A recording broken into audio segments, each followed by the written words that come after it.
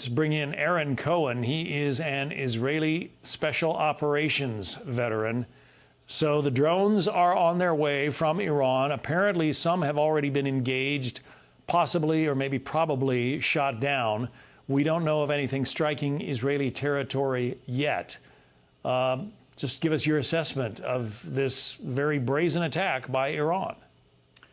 Well, John, my immediate instinctual response as Iran has officially declared war on Israel. I can tell you that's a big mistake. Israel not only has a lot of warming up in the last 6 months in recent operations in Gaza, very intense fighting there, very intense air campaign. Israel's eradicated almost 15,000 terrorists within 6 months. The IDF is highly motivated. They took a little what we call schnatz, or combat rest, pulling out of Gaza. If I had to venture to guess right now, I would say that Israel's got several special operations assets that are in Iran at this time right now, John, and what they're doing is they're looking, they're creeping, they're snooping. That's what these intelligence commando-style units do, Sheldag, Maglan.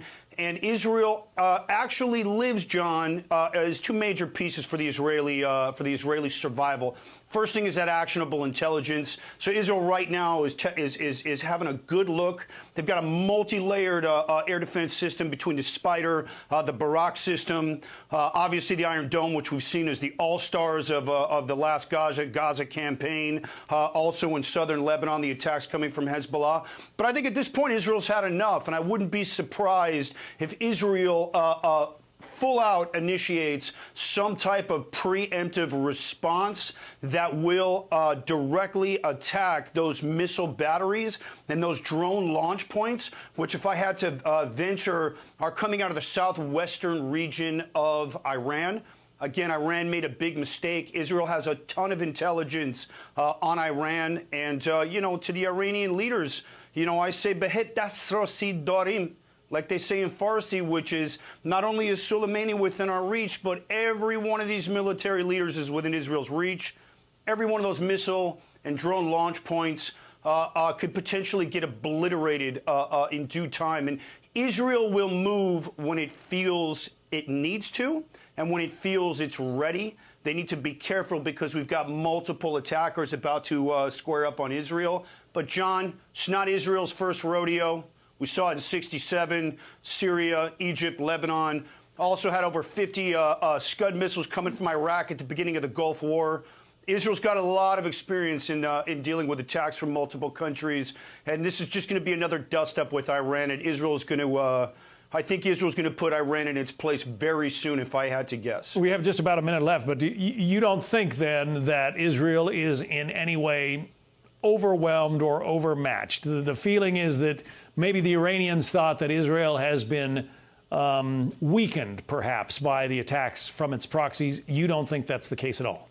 No, John, I remember having conversations with the media on October 8th, and everybody thought Israel was going to get wiped off the map. John, didn't happen in 48, didn't happen in 56 in the Mitla Pass, didn't happen in 67, didn't happen in 73, and after 20 years of fighting in the southern border of Lebanon, Israel still didn't get wiped off the map. After that attack on October 7th, which killed 1,200 civilians, beheaded babies, raped women, kidnapped 150-plus hostages, we're still in those tunnels.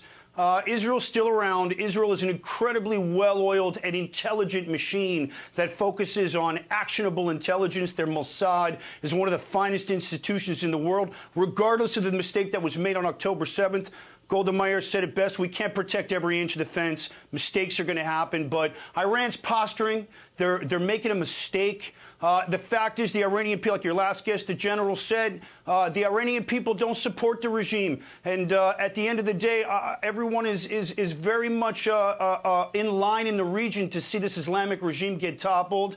And if Israel is going to be the one to do it, then so be it. But Israel is not in harm's way. There will be repercussions. Projectiles will fall into Israel, but Israelis, it's a warrior culture. Israel's going to be fine, and it's time for Israel to put on their war face again and get into tactical mode, which is what they're doing. Aaron Cohen, a veteran of the Israeli Special Operations Forces. Thank you.